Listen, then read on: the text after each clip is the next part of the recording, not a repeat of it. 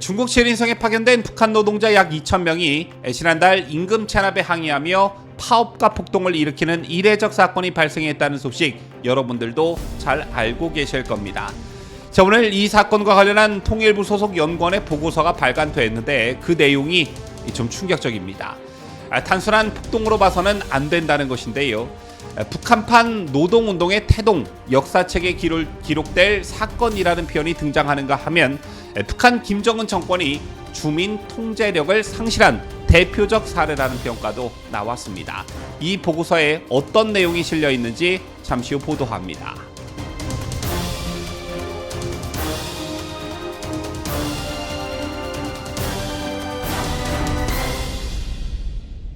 시청자 여러분 안녕하십니까? 뉴스데일리 베스트 미네커입니다.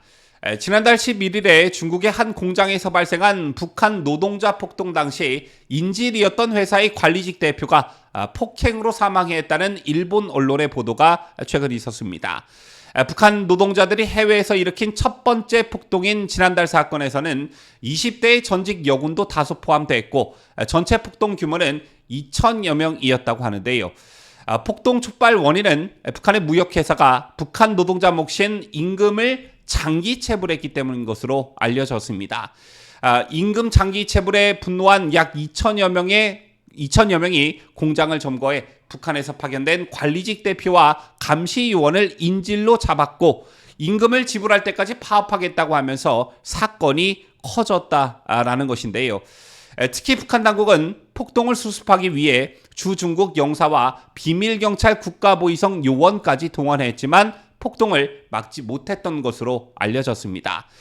북한 당국은 폭동을 무마하기 위해 밀린 임금을 지불하는가 하면 폭동의 주도자 200여 명을 찾아내 절반을 본국으로 송환했다고 하는데 일본 요미우리 신문에 따르면 이 사건은 김정은 조선노동당 총비서에게도 보고가 됐고 북한 수뇌부는 충격에 빠져 있다 이렇게 보도하기도 했습니다.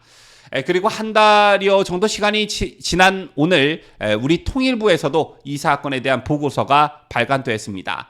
자, 오늘 통일부에 따르면 탕민지 통일연구원 기획조정실 연구원이 중국 지린성 북한 해외 노동자 집단 파업 사태의 함의를 주제로 보고서를 발간했습니다. 자, 그런데 이 보고서를 보니 이번 폭동 사태가 갖는 의미가 간단치 않아 보인다는 것입니다. 저도 미처 생각하지 못한 부분들을 알 수 있는 그런 계기가 되어서 여러분들께 전달해 드리려고 하는데요. 우선 이 보고서를 발간한 탕민지 연구원은 이번 폭동 사태를 규정하면서 몇 가지 키워드를 제시했습니다. 우선 첫째, 북한 사회에서 이번 사태는 대단히 충격적이고 기존 해외 노동자들이 보인 일탈 행위와는 다르다는 겁니다.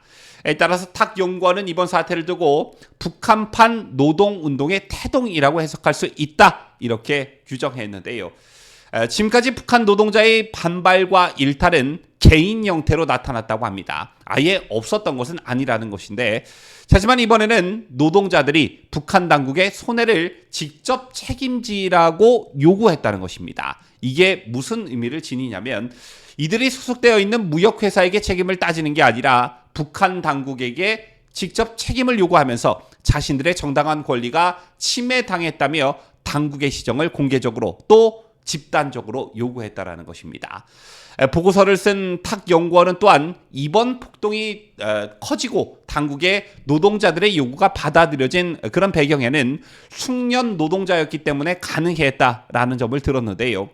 숙련 노동자들이 중국 업체로부터 신뢰를 얻고 있기 때문에 강제 북송 자체가 어려웠다는 것입니다. 참고로 노동자들의 수익은 매달 6,000달러, 우리 돈으로 약 8억 원 내외로 추정되는데 이 때문에 북한 당국이 노사 합의를 통해 노동자들에게 밀린 월급을 지급하겠다고 약속한 것으로 알려졌습니다.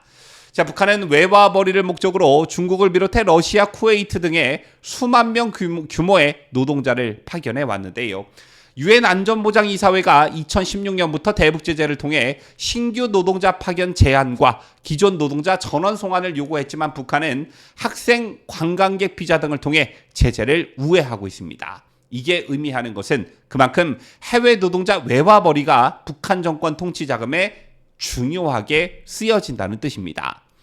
자, 그리고 그 다음 이 보고서를 작성한 탁 연구원은 북한 정권이 주민 통제력을 상실했다고 분석했고, 북한 주민들과 관련해서는 그들이 국가를 생각하는 방식이 우리의 삶을 책임지는 국가에서 우리의 권리를 침해하는 국가로 바뀌었다는 분석을 내놨습니다.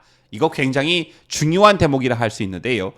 자, 이번 노동자들의 파업과 폭동을 대하는 북한 정권의 태도가 사뭇 달랐다는 것입니다. 북한 당국은 해외 노동자들에게 일상적으로 가하던 가혹한 수탈과 인권 침해와는 어울리지 않게 대규모 저항에 대한 통제력을 크게 상실한 모습을 보였는데, 북한 해외 노동자들이 휴대전화를 소지하고 한국 문물을 접하는 등의 기존의 노동자들이 누리고 있던 작은 어떤 자유를 북한 당국의 통제로 일시적인 제약이 있을지언정 완전히 근절될 수는 없다라는 것입니다.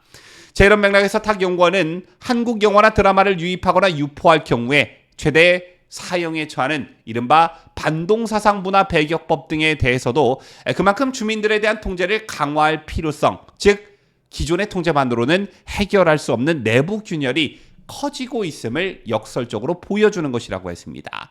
다시 말해 사형이라는 극한 처방을 내놓을 만큼 내부 균열이 심상치 않다라는 것인데요. 종합하자면 북한 당국과 해외 노동자들의 일종의 파워게임 양상이 전개되고 있는 듯합니다. 최근 북한이 러시아의 해외 노동자를 집단 파견한 정황이 새롭게 드러나고 있다고 하는데요. 핵 미사일 개발로 통치 자금이 필요한 북한 정권으로서는 해외 노동자들이 벌어들이는 외화가 절대적으로 필요한 상황이고, 이 점을 잘 알고 있는 해외 노동자들의 일종의 권리 찾기가 서로 맞부딪히고 있는 그런 양상이라는 겁니다. 자, 통일부가 매년 발간하는 북한 인권백서에 담긴 외화벌이 노동자 출신 탈북민들의 증언을 보면 정말 적나라한 내용들이 많이 담겨 있습니다. 소속회사 파견 국가마다 차이가 있긴 하지만 최소 수개월에서 많게는 수년간 아예 임금을 받지 못한 경우도 많다라고 하고요. 하루 15시간씩 주말 없이 근무를 해도 정작 손에 쥐는 월급은 20만 원이 채 안 되는 경우도 많다고 합니다. 열악한 근로 환경 속에 과도한 상납금을 요구하는 데다가 중간 관리자에게 임금까지 빼앗기기 때문입니다. 또한 날이 너무 춥거나 날이 많이 더워도 북한 노동자들은 노동을 피할 수가 없는 실정입니다. 러시아 일부 지역의 경우 최저 기온이 영하 40도 안팎으로 떨어지고, 반대로 쿠웨이트는 한낮 최고 기온이 60도에 육박할 정도로 매우 덥지만 북한 노동자들은 해당 국적 노동자들에 비해 북한 노동자들의 업무 강도가 높을 수밖에 없습니다. 그런데 저런 열악한 상황이 있었음에도 불구하고 그동안 이런 집단 파업, 집단 폭동 사태가 전무하다시피 했는데 이런 일이 처음으로 일어났다는 것, 또 북한 당국이 이들을 완전히 제압하는 데 실패했다는 것은 우리에게 시사하는 바가 매우 큰 것 같다라는 생각이 들어서 여러분들께 전해드렸습니다. 지금까지 저는 자유대한민국을 소화하는 뉴스데일리 베스트 민앵커였습니다.